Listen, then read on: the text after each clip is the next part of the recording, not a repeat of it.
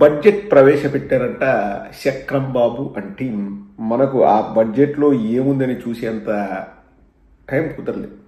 పైగా ఈ లెక్కలని చెప్పామనుకోండి, ఎవరికి పెద్దగా ఇంట్రెస్ట్ ఉంది. చూస్తారు, ఓ 10,000 15,000 అలా చూస్తాం. మన అదృష్టమో లేకపోతే దురదృష్టమో తెలియదు, కానీ వెంకటకృష్ణ ఇట్లాంటి అవి లక్ష్యాలకి. సో అటువంటి ఇంట్రెస్టింగ్ ఇంటెల్ ఒకటి వచ్చింది. అందులో నిజం ఎంతుంది అబద్ధం ఎంతుంది అని మీరు నన్ను అడగద్దు, ఎందుకంటే అడిగితే నేను ఆధారాలు తీసుకురాలేను. బట్ 100కు 100% నిజమైతేనే, అవి కన్ఫర్మ్ గా రిలయబుల్ సోర్సెస్ నుంచి వస్తేనే మనం చెప్తాం. సో ఈ రోజు కూడా మనకు విశ్వ అండ్ అభి ఒక భయంకరమైన నిజాన్ని చెప్పారు. జనాలకు కూడా అదే ఇంట్రెస్టింగ్ ఉంటుంది, ఇటువంటివి బాగా చూస్తారు. సో జోక్స్ అపార్ట్, నేను మా ఫ్రెండ్తో మాట్లాడుతూ చెప్పాను, ఏదైనా మనం ఇన్ఫర్మేషన్ ఇద్దాము అది అంటే ఎవడికి కావాలి బోర్డు ఇన్ఫర్మేషన్ అంటే ఏవి ఈ ఫిగర్స్ కానీ అవన్నీ అదొద్దు, ఏదైనా ఇంట్రెస్టింగ్ ఉండేది చెప్పంటారు. తప్పు వాళ్ళది కాదు. మనం కూడా చిన్నప్పుడు చదువుకోండిరా అని మన పేరెంట్స్ చెప్తే ఏముంది చదివే దాంట్లో, అదే కొత్త సినిమా వచ్చింది కొత్త కథ వచ్చిందంటే ఇంట్రెస్టింగ్గా వెళ్ళేవాళ్ళం. That's human nature. ఎవరిని తప్పు పట్టట్లేదు, ఎవరు తప్పుగా కూడా అనుకోవద్దు. సో ఒక భయంకరమైన నిజం తెలిసిందండి. కానీ విశ్వ అండ్ అభి నాతో ఏం చెప్పారంటే, అన్న మీరు ఎట్లా చెప్పుకుంటారో చెప్పుకోండి, నా పేరు అయితే చెప్పొద్దు, ఎందుకంటే మళ్ళా లీగల్గా ఏమైనా ప్రాబ్లమ్స్ వస్తాయో అన్నారు. ఏం నువ్వు నాకు ఏదైనా పేరు చెప్పింటే కదా విశ్వ, లేకపోతే అవి మీ పేర్లు చెప్పడానికి లేకపోతే మీ పేర్లు వాడుకోవడానికి ఎవరి గురించి చెప్తున్నారంటే ఏదో ఒక కథలాగా చెప్పారండి. యాజ్ ఇట్ ఈస్గా మీకు కూడా అలాగే చెప్తాను. బట్ మీరు వినేదంత నిజమే, ఎవరి గురించి అనేది నాకు తెలియదు, చెప్పేటప్పుడు మీకే అర్థమవుతుంది. సో అనగనగా ఒక రాష్ట్రం, ఆ రాష్ట్రంలో ఇద్దరు పెద్ద వ్యక్తులు కలిసి పోటీ చేశారు. ఎవరు అన్నది నాకు కూడా తెలియదు, విశ్వ అన్నవి చెప్పలేదు. సో మనం గెలవడానికి ఎంతైనా గడ్డి కరుద్దామని చెప్పేసి టన్నులు గడ్డి గరిచి అధికారంలోకి వచ్చారు. వచ్చిన తర్వాత ఒక పార్టీకి కొన్ని ఎక్కువ సీట్లు వచ్చాయి, ఒక పార్టీకి కొన్ని తక్కువ సీట్లు వచ్చాయి. కానీ అందరూ కలిసి గవర్నమెంట్ ఫామ్ చేశారు. చేసిన తర్వాత ఒక పార్టీకి ఎక్కువ మంత్రి సీట్లు వచ్చాయి, ఒక పార్టీకి తక్కువ వచ్చాయి.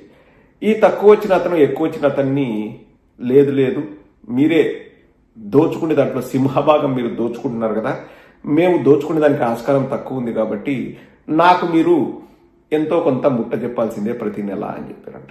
సో అందుకు ఆ పెద్ద పార్టీ వాళ్ళు అంగీకరించి, ఎవరో పేరు చెప్పాడు, నాకు సరిగ్గా గుర్తులేదు, ఎలారు సోమేశ ఎవడో ఉంటాడంట, ఒక ముఖ్యమైన వ్యక్తి ఆ పెద్ద పార్టీలో. ఈ చిన్న పార్టీ నాయకుడికి ప్రతి నెల 25 కోట్లు ముట్ట చెప్తున్నాడంట. నెల తిరగగానే టెన్షన్గా 1వ తారీఖు అయితేనే 25 కోట్లు ముట్ట చెప్తున్నాడంట. సో ఈ చిన్న పార్టీ పెద్ద వ్యక్తి 6 నెలలు చూసి, ఇదేంద్రాబాయ్ మనం ఏమన్నా తక్కువ అడిగామా, 25 కోట్లు అలా అడగగానే టపీమని నెల ట్రాన్స్ఫర్ చేస్తున్నారు, మనకే 25 ఇస్తున్నారంటే వాళ్లకు ఎంత వస్తుంది, ఎంత వాళ్ళు దండుకుంటున్నారు అన్న డౌట్ అనుమానం కలిగిందంట ఈ చిన్న పార్టీ పెద్ద వ్యక్తికి. సో ఇదే అదునుగా ఈ చిన్న పార్టీ పెద్ద వ్యక్తి లేదు ఆ 25 కోట్లు నాకు సరిపోదు, నాకు ఎక్కువ కావాలి అని డిమాండ్ చేశారంట. ఇంకా ఎక్కువ ఎంత అన్నది విశ్వ అవి నాకు చెప్పలే, చేశారన్నా ఎంతో తెలియదు, కానీ మేబీ 50 కోట్లు 60 కోట్లు ఏమో నాకు తెలియదన్నా. బట్ చేసిన మాట అయితే వాస్తవము. అంటే ఆ 50 కోట్లు 60 కోట్లు డిమాండ్ చేస్తే ఆ పెద్ద పార్టీ పెద్ద వ్యక్తి, లేకపోతే ఆ పెద్ద పార్టీ పెద్ద వ్యక్తి కింద ఉండే చిన్న వ్యక్తి, మరీ అంతనా, టూ మచ్ కదా, మేమంత ఇచ్చుకోలేము అని చెప్పారంట. అప్పుడు ఈ చిన్న పార్టీ పెద్ద వ్యక్తికి ఖాళీ, మీరు ఇవ్వరు అంటే నేను బొచ్చుగాని ఈ వ్యవస్థ మీద నాకు ఇంట్రెస్ట్ ఉండదు, నేను పట్టించుకుంటూ నేను వెళ్ళిపోతా, మా ఊరు వెళ్ళిపోతా అనేదో పాడేస్తుంది అంటే వెళ్ళిపోయాడు. ఎవరికి ఫోన్లో అందుబాటులో లేడంట ఆ చిన్న పార్టీ పెద్ద వ్యక్తి. సో 10 రోజులు చూశారు, 15 రోజులు చూశారు. పక్కనే ఆ వ్యక్తికి ఒక ఇష్టసఖి ఉంటాడు.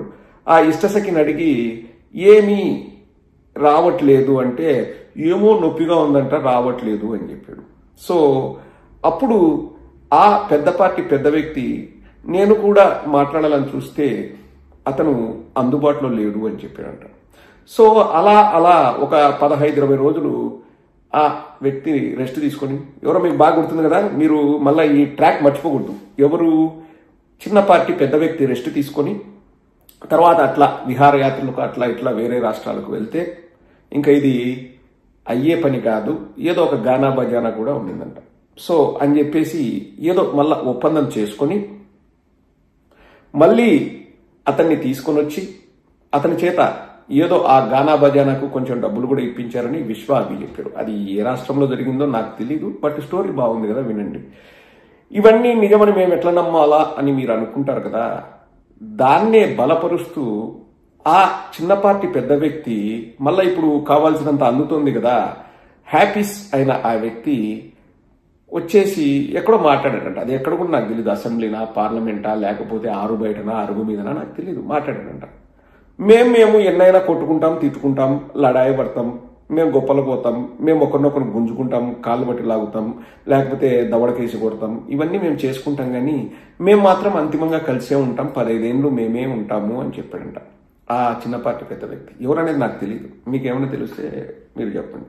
సో తర్వాత మధ్యలో కూడా ఏదో ఎవరో అన్నారని విశ్వాభి చెప్పారు, ఏదో డబ్బుల గురించి కూడా మేము కావాల్సినప్పుడు వాళ్ళు ఇస్తారనేట్లు కూడా అన్నారని చెప్పారు. నాకు అంతగా క్లారిటీ లేదు. నాకు అప్పుడు అనిపించింది, అవును నిజమే కదా, మేము ఎన్నెన్నో అనుకుంటాం, ఎన్నెన్నో పడతాం, ఎన్నెన్నో చేస్తాం, కానీ మేము కలిసిమెలిసి ఉంటామన్నారు అంటే నిజమే ఉండొచ్చు. మళ్ళీ మీరు ఇక్కడ గమనించాల్సింది ఏంటంటే, ఒకానొక టైంలో ఆ పెద్ద పార్టీ పెద్ద వ్యక్తే 15 ఏళ్ళు అధికారంలో ఉండాలి, అతనే నాయకుడిగా ఉండాలని కూడా చెప్పాడు. తర్వాత మళ్ళీ అలిగాడు. మళ్ళా తర్వాత వాళ్ళ అన్నకు ఏదో ఇప్పించుకోవాలని చూసి అది ఇంకా ఇప్పటికీ జరగకపోయే లోపల మళ్ళీ అలిగాడు, మళ్ళీ కాంప్రమైజ్ అయ్యాడు, మళ్ళీ అలిగాడు. ఇప్పుడు వాళ్ళ సొంత ఆ చిన్న పార్టీ శ్రేణులకి వచ్చే డౌట్ ఏంటంటే, ఏంది మా అన్న ఒక రోజేమో అట్టంటాడు, ఒక రోజు ఇట్టంటాడు, ఒక రోజు మనమేరో తోపంటాడు, మరుసటి రోజు మళ్ళీ 15 ఏళ్ళు మనం జెండా కూలీలాగే ఉండాలంటారని చెప్పేసి వాళ్ళు కూడా ఆశ్చర్యపోతున్నారంట. ఇది నేను కథ రూపంలో చెప్పాను, కానీ 100% ఇది జరిగిన వాస్తవం. ఇంకా ఎవరు చెప్పినారు, ఎక్కడ చెప్పినారు అంటే చెప్తా అంటారబ్బా, వస్తుంటాయి మనకు ఇంటెల్ వస్తూ ఉంటుంది. మీకు ఇది బాగా ఇంట్రెస్టింగ్గా అనిపించిందా లేదా మీరే చెప్పండి. ఇది భయంకరమైన నిజం. ఎప్పుడు ఊడుతాదో ఏమో ఎవడికి తెలియదు. తుమ్మితే ఊడే ముక్కు ఉంటే ఎంత, ఊడితే ఎంత. బట్ మొన్న జనవరి ఫిబ్రవరి మధ్యలో బాగా రప్చర్ అయింది.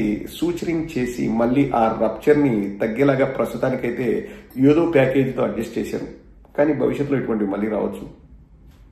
ఎందుకంటే ఇవన్నీ కూడా విశ్వసనీయ వర్గాల సమాచారం, అభిజ్ఞ వర్గాల బోగట్ట. నమ్మినోడికి నమ్మినంత. బట్ ఎవరు చెప్పారు అంటే, నాకు చెప్పింది ఎవరో తెలుసు, ఆ పేరు చెబితే వాళ్ళు నెక్స్ట్ మనకు చెప్పడం మానేస్తారు. ఎప్పుడో ఒకసారి సమయం సందర్భం వచ్చినప్పుడు చెప్తా, ఇంత పెద్ద వ్యక్తి మీతో చెప్పారా అని మీరే ఆశ్చర్యపోతారు, ముక్కును వేలేసుకుంటారు. కానీ అంతవరకు ఊహల్లో విహరించండి. ఎక్కడ ఏ రాష్ట్రంలో జరిగిందో, ఏ దేశంలో జరిగిందో, ఎంత పెద్ద ప్రతిభావంతుడు, భవిష్యత్తుకు విజన్ చెప్పే వాళ్ళు గురించా అనేది కూడా నాకు తెలియదు. ఆ క్లారిటీ అయితే లేదు. ఆ క్లారిటీ వచ్చినప్పుడు మళ్ళీ చెప్తాను.